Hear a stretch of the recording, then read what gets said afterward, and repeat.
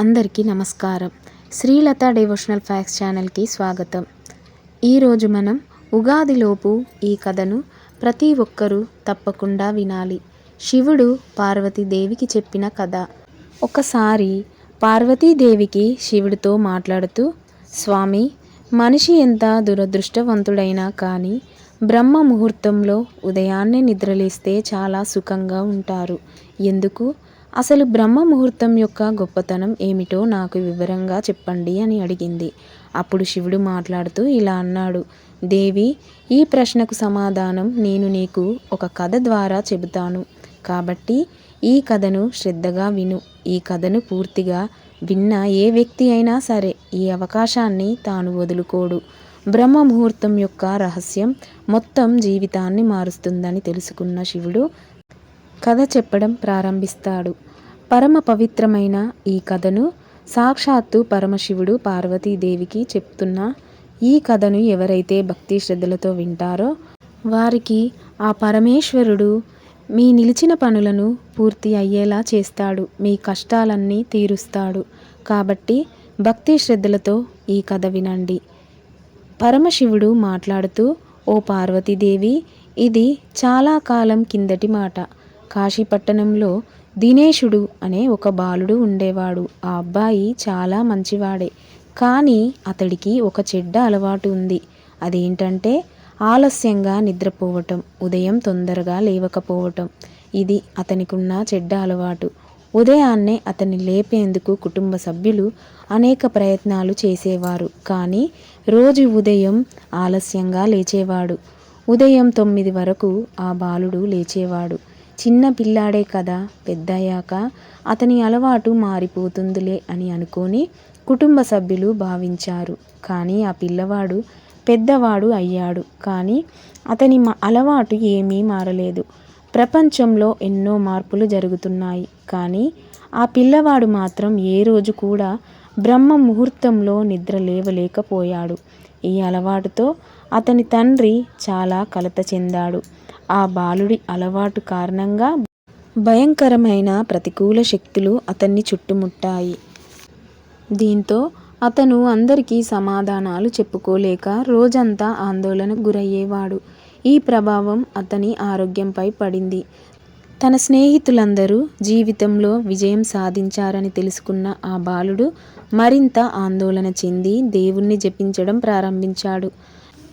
నా అదృష్టం బాగాలేదని పదే పదే చెప్పేవాడు. కానీ ఆ కుర్రాడి బాధకు కారణమేమిటో అతని తండ్రికి బాగా తెలుసు అని చెబుతూ శివుడు మళ్ళీ ఇలా అన్నాడు, ఓ దేవి, ఇది ఇలా గడుస్తుండగా ఒకరోజు అతని తండ్రికి ఒక సాధువు గురించి తెలిసింది. వెంటనే కొడుకు సమస్యకు సంబంధించి సాధువు వద్దకు వెళ్ళాలని నిర్ణయించుకున్నాడు. అప్పుడు ఆ బాలుడు తండ్రి సాధువు వద్దకు వెళ్ళి తన కొడుకు అలవాట్ల గురించి చెప్పగా ఆ సాధువు ఇలా అన్నాడు, రేపు మీ అబ్బాయిని ఒక్కసారి ఈ ఆశ్రమానికి తీసుకురండి అన్నాడు. ఆ మాటలు విని ఆ తండ్రి ఇంటికి బయలుదేరాడు.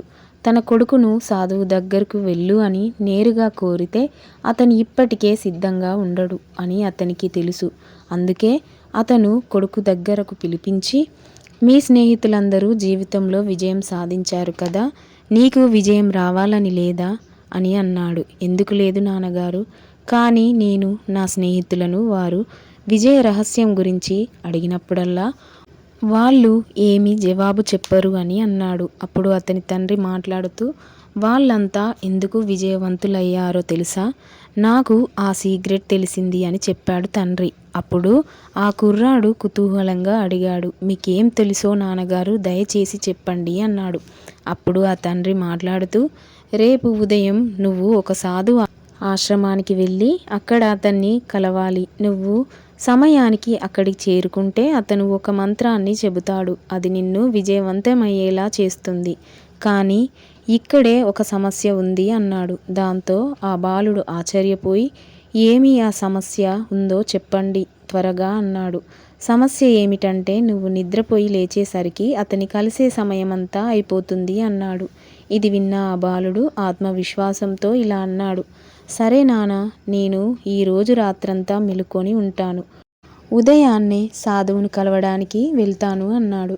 దాంతో తండ్రి మాట్లాడుతూ, సరే అయితే, కానీ అక్కడికి వెళ్ళిన తర్వాత నువ్వు ఆ సాధువు ఆజ్ఞ ప్రకారం ఖచ్చితంగా పాటించాలి అన్నాడు ఆ తండ్రి. తండ్రి చెప్పిన మాటలకు ఆ కుర్రాడు చాలా సంతోషించాడు. జీవితంలో మొదటిసారి రాత్రిపూట మెలకువగా ఉన్న తక్కువ సమయంలోనే నిద్రలోకి జారుకున్నాడు. మరుసటి రోజు ఉదయం నిద్రలేచేసరికి ఆ సాధువును కలిసే సమయం ముగిసిందని తెలుసుకున్నాడు. దీంతో ఆ పిల్లవాడి తండ్రి ఆ కుర్రాన్ని చూసి, నువ్వు జీవితంలో ఎప్పటికీ విజయం సాధించలేవు అన్నాడు. వెళ్ళి పడుకో అన్నాడు ఆ తండ్రి. తండ్రి నోట ఇలాంటి మాట విని పిల్లవాడు చాలా బాధపడ్డాడు. మనసులో సవాలు విసురుకున్నాడు. రేపు ఉదయం తప్పకుండా సాధువును కలవడానికి వెళ్ళాలి అనుకున్నాడు. అయితే ఆ బాలుడి కాలికి చిన్న గాయం కావటంతో రాత్రంతా నొప్పి వచ్చింది. దాంతో ఆ బాలుడు నిద్రపోలేదు. ఇక కథను ముందుకు తీసుకువెళ్తూ పరమశివుడు ఇలా అన్నాడు. ఓ దేవి, ఇలాంటి సందర్భంలో అతనికి ఇదే మొదటిది. తన జీవితంలో మొదటిసారి అతను సూర్యోదయాన్ని చూశాడు. అతను వెంటనే తయారయ్యి సాధువుని కలవడానికి వెళ్ళాడు. ఈరోజు అతని అనుభవం పూర్తిగా భిన్నంగా ఉంది. అతను చాలా ప్రశాంతంగా ఉన్నాడు. బాలుడు సన్యాసి ఆశ్రమానికి చేరుకోగానే సాధువు మరియు అతని శిష్యులు అందరూ ధ్యానం చేస్తూ కూర్చోవడం చూశాడు. ఇక శివుడు మాట్లాడుతూ, ఓ దేవి, ఇక వాళ్ళ జ్ఞాన సమయం ముగిసిన తర్వాత ఆ బాలుడు సన్యాసి దగ్గరికి వెళ్ళి నమస్కరించి, జీవితంలో విజయం సాధించడానికి మీ దగ్గర ఏదైనా మంత్రం ఉందా? ఉంటే దయచేసి నాకు చెప్పండి. నేను నా స్నేహితుల్లాగా విజయం సాధించాలని కోరుకుంటున్నాను. నేను కూడా మంచి జీవితాన్ని గడపాలనుకున్నాను అన్నాడు. తర్వాత శివుడు మాట్లాడుతూ, ఓ దేవి, అప్పుడు ఆ సాధువు చిరునవ్వు నవ్వి, నువ్వేనా ఆ పిల్లవాడివి? నిన్న మీ తండ్రి నన్ను కలవడానికి వచ్చాడు. అతను నీ గురించి అన్ని విషయాలు చెప్పాడు. ఆ మంత్రాన్ని నీకు చెప్పేవాడినే కానీ అని ఆగాడు. కానీ అన్న మాట వినగానే ఆ బాలుడు భయపడ్డాడు. కానీ ఏంటి గురుదేవా, ఆ మంత్రం ఏంటో చెప్పండి అన్నాడు. నీకు చెబుతాను, కానీ రాబోయే 21 రోజుల పాటు నువ్వు నా మాట వినాలి, నిగ్రహంగా పాటించాలి. అప్పుడు నేను 21 రోజుల తర్వాత ఆ మంత్రం నీకు చెబుతాను. అప్పటి వరకు నేను ఏం చెబితే అది నువ్వు ఖచ్చితంగా చెయ్యాలి. నువ్వు విజయవంతం కాకపోయినా, లేక పని మధ్యలో బలం తగ్గినా అప్పుడు ఆ మంత్రం ఎటువంటి ప్రభావాన్ని చూపదు అన్నాడు. గురుదేవుడు అప్పుడు దృఢ సంకల్పంతో బాలుడు ఇలా అన్నాడు. మీ ఆజ్ఞని నేను అంగీకరిస్తున్నాను. రాబోయే 21 రోజులు నేను నీకు బానిసను. మీరు ఏది చెబితే అదే చేస్తాను. నేను కేవలం ఆ మంత్రం గురించి మాత్రమే తెలుసుకోవాలనుకుంటున్నాను అన్నాడు. ఇక పరమశివుడు మాట్లాడుతూ, ఓ దేవి, అప్పుడు ఆ సాధువు బాలుడితో, సరే, రేపటి నుండి దీని పని ప్రారంభం అవుతుంది. నువ్వు ఈ ఆశ్రమంలో నివసిస్తావా అని అడిగాడు. ఇక ఆ బాలుడు ఆశ్రమంలో ఉండేందుకు అంగీకరించాడు. ఇక్కడ నివసిస్తున్నప్పుడు బ్రహ్మ ముహూర్తంలో నిద్రలేచి ఇతర శిష్యుల మాదిరిగా ధ్యానం చేయాలి. అదే సమయంలో ఆశ్రమ పనులు కూడా సహాయం చేయాల్సి ఉంటుంది. ఈ ఆలోచన విచ్ఛిన్నం కాకూడదు అని గుర్తుంచుకో అన్నాడు. ఇక బాలుడు కూడా సాధువుతో ఏకీభవించాడు. మరుసటి రోజు నుంచి అతను పని ప్రారంభమైంది. ఈసారి అతను తన సంకల్పాన్ని నెరవేర్చాడు. కానీ ఒక వారం తర్వాత అతని సంకల్ప బలం తగ్గింది. ఎందుకంటే అతను 8వ రోజు పొద్దుపోయే వరకు నిద్రపోయాడు. అతను నిద్ర లేవగానే నేను ఎంత పెద్ద తప్పు చేశాను అని అనుకున్నాడు. అలాగే ఏడుస్తూ సాధువు వద్దకు చేరుకొని, ఓ గురుదేవా, నా సంకల్పం విచ్ఛిన్నమైంది. ఇప్పుడు నేను జీవితంలో ఎప్పటికీ విజయం సాధించలేనని ఏడుస్తూ చెప్పాడు.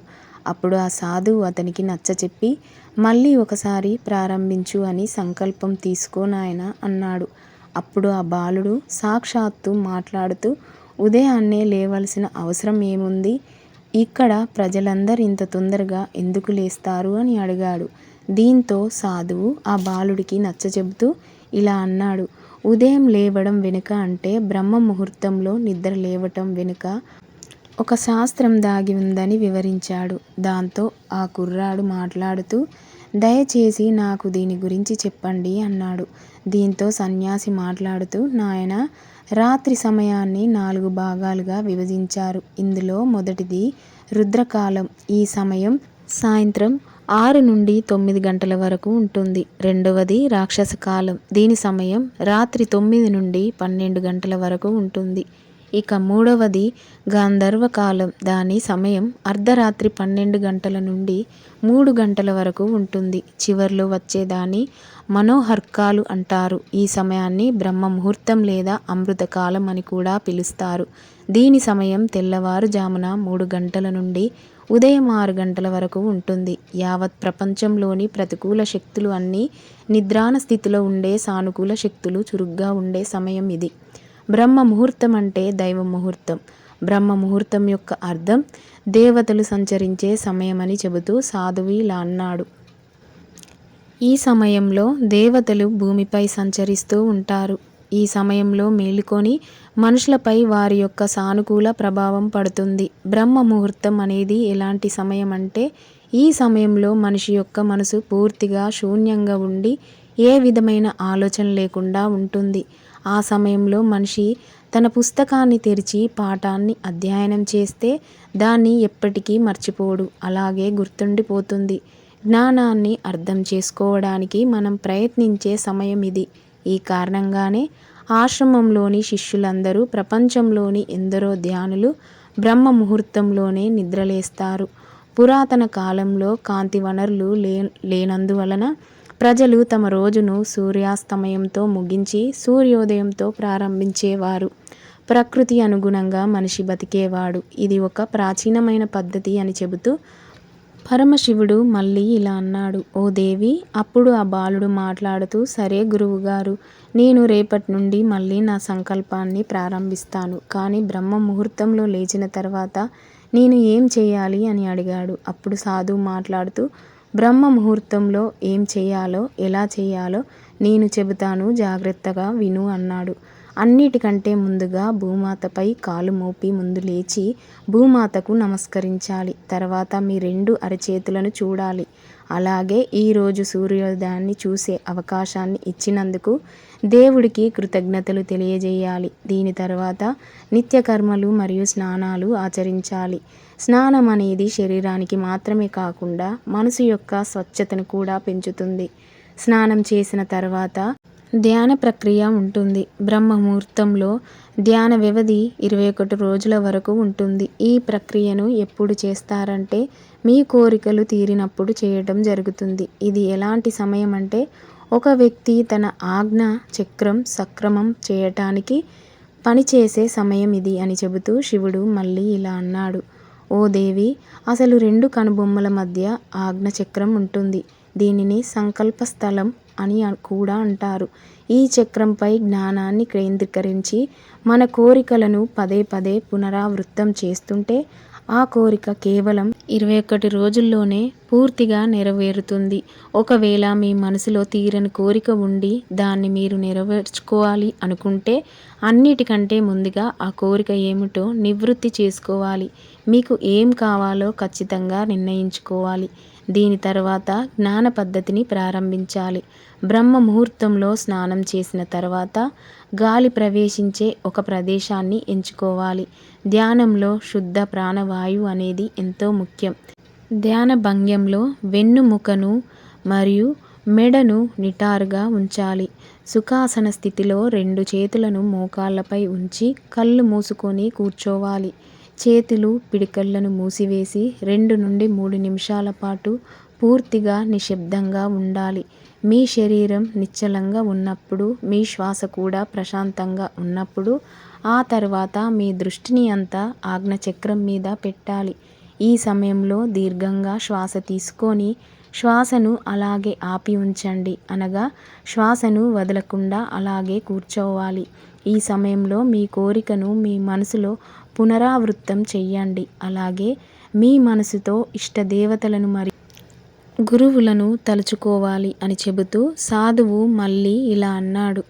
ఎప్పుడైతే శ్వాసను ఆపడం కష్టంగా మారుతుందో అప్పుడు నెమ్మదిగా శ్వాసను బయటికి వదిలేయాలి.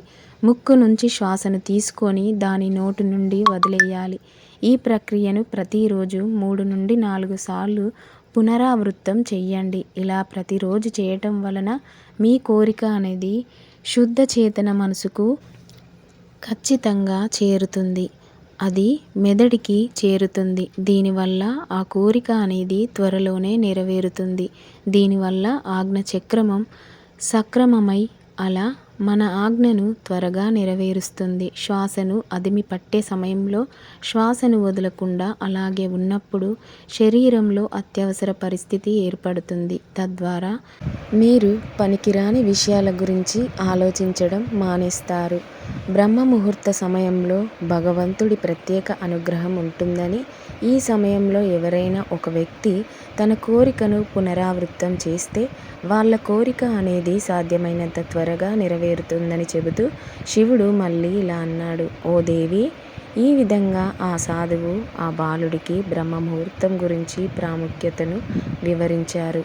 ఆ తర్వాత 21 రోజుల పాటు ఆ బాలుడు ప్రతి ఉదయంలో ఈ ప్రాఖ్యతను అనుసరించాడు. ఇప్పుడు అతను చాలా క్రమశిక్షణతో ప్రశాంతంగా మారాడు. ఎప్పుడైతే ఆ బాలుడు తన సంకల్పాన్ని పూర్తి చేశాడో అప్పుడు ఆ బాలుడు చాలా సంతోషంతో సాధువు దగ్గరికి వచ్చి, ఓ గురుదేవా, నేను 21 రోజుల దీక్షను పూర్తి చేశాను. ఇప్పుడు నాకు విజయం సాధించే మంత్రాన్ని కూడా చెప్పండి అన్నాడు. అప్పుడు ఆ సాధువు చిన్న చిరునవ్వు నవ్వి ఇలా అన్నాడు. గత 21 రోజులుగా నువ్వు చేస్తున్న నీ విజయ మంత్రం బ్రహ్మ ముహూర్తంలో నిద్రలేచే ప్రక్రియను సక్రమంగా చేసే వ్యక్తి జీవితంలో ఎప్పటికీ విఫలం కాలేడు. ఇప్పుడు నీకు బ్రహ్మ ముహూర్త రహస్యం పూర్తిగా తెలిసింది కాబట్టి ఇప్పుడు నువ్వు జీవితాంతం సాధన చేయి. అప్పుడు నీకు జీవితంలో లక్ష్యాలు విజయాలు రెండూ కూడా లభిస్తాయి అన్నాడు సాధువు. ఆ బాలుడు శాంతంగా కృతజ్ఞతలు తెలిపి జీవితాంతం బ్రహ్మ ముహూర్తం యొక్క నియమాలను పాటిస్తానని వాగ్దానం చేశాడు. ఇక పరమశివుడు మాట్లాడుతూ, ఓ దేవి, బ్రహ్మ ముహూర్తంలో ఏం జరుగుతుందో ఇప్పుడు నీకు అర్థమైందా అని అడిగాడు. అప్పుడు పార్వతీదేవి మాట్లాడుతూ, ఓ ప్రభు, ఇప్పుడు నాకు బ్రహ్మ ముహూర్తం గురించి పూర్తి జ్ఞానం లభించింది అని చెప్పి పార్వతీదేవి శివుడికి నమస్కరించి సెలవివ్వండి అని ప్రభువును కోరింది. చూశారు కదండి. ఈ వీడియో మీకు నచ్చితే లైక్ చేయండి, మన ఛానల్ని సబ్స్క్రైబ్ చేయండి. ఈ కథను భక్తి శ్రద్ధలతో ఉగాది రోజున తప్పకుండా వింటే ఆ పరమశివుడి అనుగ్రహం మీకు తప్పకుండా కలుగుతుంది. ఓం నమః శివాయ.